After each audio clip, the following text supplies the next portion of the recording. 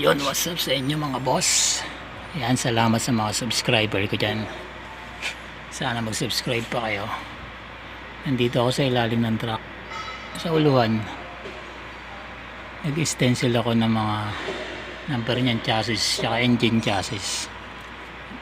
Ayun o, pakita ko lang sa inyo. Ayun o, binakat ko siya ng carbon, tapos nilagay ko sa tape.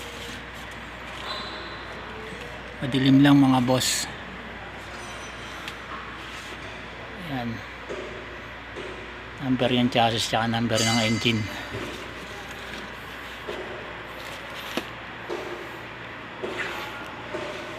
Ito siya mga boss. Parang ano to, ribs ng tao ah. Ayan yung truck boss.